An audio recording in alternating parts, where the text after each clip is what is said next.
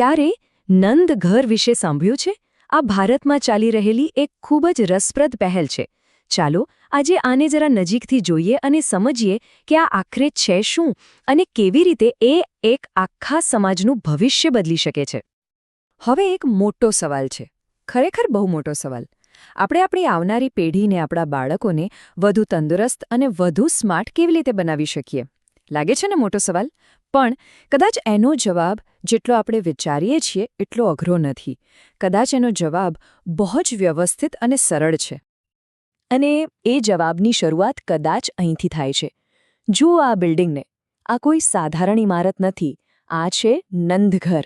આખી યોજનાનું, આખા અભિયાનનું દિલ છે આ.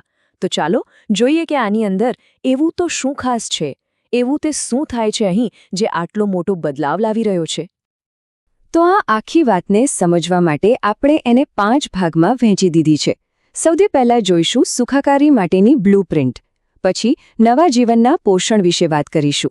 ત્યારબાદ ભવિષ્યના ભરણ-પોષણની વાત. ચોથો મુદ્દો છે પ્રથમ વર્ગખંડ અને છેલ્લે એક કાળજી લેતો સમુદાય.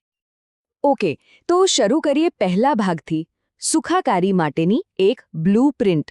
અને જો આ કોઈ હવામાં કરેલી વાતો નથી, આ ગુજરાતમાં ચાલી રહેલા એક સાચા જાહેર આરોગ્ય અભિયાનનું વિશ્લેષણ છે. એટલે આપણે જે કંઈ પણ આગળ જોઈશું ને, એ ખાલી ફોટા નથી, પણ એક આખી કમ્યુનિટીના સ્વાસ્થ્ય માટેની સોચી સમજીને બનાવેલી સ્ટ્રેટેજી છે. ચાલો હવે વાત કરીએ બીજા અને બહુ જ મહત્વના ભાગની, નવા જીવનનું પોષણ. જો કોઈ પણ મજબૂત સમાજનો પાયો ક્યાં હોય? એના મૂળમાં. અને આ આખી કહાણીનું મૂળ છે સગર્ભા માતાઓનું સ્વાસ્થ્ય. કારણ કે બધી જ શરૂઆત તો ત્યાંથી જ થાય છે, બરાબર ને? અને આ અભિયાનનું પહેલું અને સૌથી અગત્યનું પગલું શું છે? એ છે સગર્ભા માતા માટે પૌષ્ટિક, સંતુલિત ભોજન. એકદમ સીધી વાત છે. જો બાળક તંદુરસ્ત જોઈતું હોય તો આ પહેલી અને સૌથી જરૂરી શરત છે. પણ સવાલ એ છે કે આટલું બધું મહત્વનું કેમ? કારણ કે આખી કડી જોડાયેલી છે. સ્વસ્થ માતાઓ એટલે સ્વસ્થ પરિવારો, અને સ્વસ્થ પરિવારોથી જ તો એક મજબૂત સમાજ બને છે. એટલે આ કોઈ નાની વાત નથી, આ એક બહુ મોટા બદલાવની શરૂઆત છે. માતાના સ્વાસ્થ્યની વાત તો કરી, પણ હવે વાર્તા આગળ વધે છે. હવે આવે છે ત્રીજો ભાગ, ભવિષ્યનું ભરણપોષણ. અને આ બહુ જ ક્રિટિકલ છે. સાયન્સ પણ કહે છે કે કોઈ પણ બાળકના જીવનના પહેલા 1000 દિવસ જે હોય છે ને, એ તેની આખી જિંદગીની તંદુરસ્તીનો પાયો નાખે છે. અહીંયા જુઓ, માતા અને બાળકનું સ્વાસ્થ્ય કેટલું જોડાયેલું છે એ સ્પષ્ટ દેખાય છે. વાત એકદમ સીધી અને સિમ્પલ છે. એક પોષણયુક્ત માતા હશે તો જ બાળક પણ પોષણયુક્ત હશે. અને આ અભિયાન ખાલી સંતુલિત જમવાનું આપીને અટકી નથી જતું. એનાથી પણ એક સ્ટેપ આગળ છે. એ બાળકોના પોષણ માટે ખાસ બનાવેલા ફોર્ટિફાઈડ સપ્લિમેન્ટ્સ એટલે કે પૌષ્ટિક તત્વો પણ આપે છે. મતલબ કે આ એક કમ્પ્લીટ અપ્રોચ છે. હવે આ બધાનો ફાયદો શું? ફાયદો તરત જ નથી દેખાતો, પણ લોંગ ટર્મમાં દેખાય છે. બાળપણમાં જે સાચું પોષણ મળે છે એ ખાલી શરીર નથી બનાવતું, એ મગજનો વિકાસ કરે છે અને આખી જિંદગીના સ્વાસ્થ્ય માટે બહુ જ જરૂરી છે. કહી શકાય કે આ એક એવું ઇન્વેસ્ટમેન્ટ છે જેનો ફાયદો પેઢીઓ સુધી ચાલે છે. ઓકે, તો શરીરની વાત તો થઈ ગઈ, પણ ખાલી શરીરથી થોડું ચાલે? મનનું શું? બસ આ યોજના અહીં જ અટકતી નથી. હવે આવે છે ચોથો ભાગ, પ્રથમ વર્ગખંડ. કારણ કે જેટલું જરૂરી સ્વસ્થ શરીર છે એટલું જ જરૂરી સ્વસ્થ મન પણ છે, અને એનો પાયો પણ બાળપણમાં જ નાખવું પડે. આ ચિત્ર જુઓ. આ આખા અભિયાનનો જે મુખ્ય હેતુ છે ને, એને બહુ સરસ રીતે બતાવે છે. હેતુ શું છે?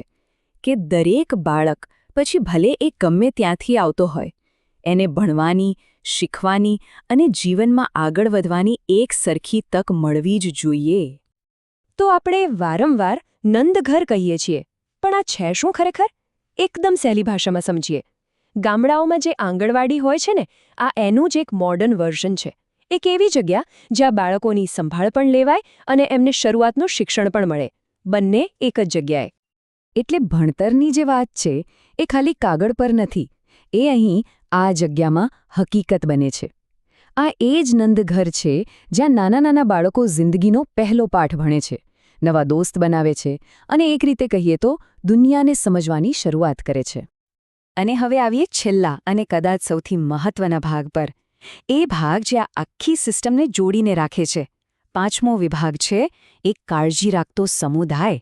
કેમ કે જુઓ, તમે પોષણ આપો, શિક્ષણ આપો, પણ જો એને સપોર્ટ કરવાવાળો એક મજબૂત સમાજ ના હોય તો એ બધું નકામું છે.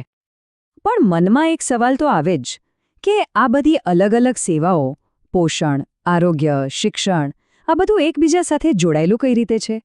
માની લો કે કોઈ માતાને કે કોઈ પરિવારને મદદની જરૂર પડી, તો એ સાચી માહિતી માટે, સાચી મદદ માટે ક્યાં જાય?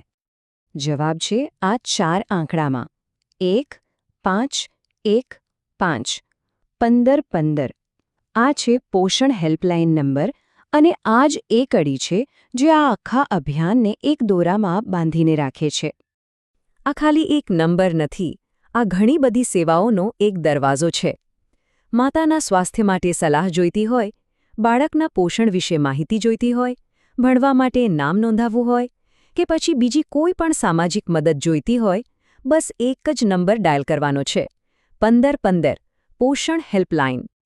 અને આખા અભિયાનમાં એક સૂત્ર વારંવાર સાંભળવા મળે છે: હર ઘર સ્વદેશી, ઘર ઘર સ્વદેશી. એનો મતલબ એકદમ સાફ છે: એવા ઘરો બનાવવા જે આત્મનિર્ભર હોય અને સ્વસ્થ હોય. અને આ જ તો આ આખી યોજનાનો મુખ્ય ગોલ છે. તો આખી વાતનો સાર શું નીકળ્યો? ચાલો ફટાફટ આખી સ્ટ્રેટેજીને સમજી લઈએ. આ એક કમ્પ્લીટ બ્લુપ્રિન્ટ છે. એના 4 સિમ્પલ સ્ટેપ્સ છે. પહેલું, માતાને પોષણ આપો. બીજું, બાળકને પોષણ આપો. ત્રીજું, એના મનને શિક્ષિત કરો. અને ચોથું, આખા સમુદાયને સપોર્ટ કરો. બસ આ 4 પગલાં. અને યાદ રાખજો, આ ચારેય એકબીજા સાથે જોડાયેલા છે. એક વગર બીજું અધૂરું છે. આપણી આ ચર્ચાના અંતે એક વિચાર કરવા જેવો છે. ખાલી એકવાર કલ્પના કરો કે જો દુનિયાના દરેક સમાજ પાસે, દરેક કમ્યુનિટી પાસે આવી જ એક બ્લુપ્રિન્ટ હોય તો, એક એવી બ્લુપ્રિન્ટ જે બાળકના જન્મ પહેલાં જ શરૂ થઈ જાય. શું લાગે છે, શું આવું એક મોડેલ આખી દુનિયામાં એક મોટો બદલાવ લાવી શકે છે? ખરેખર આના પર વિચારવા જેવું છે.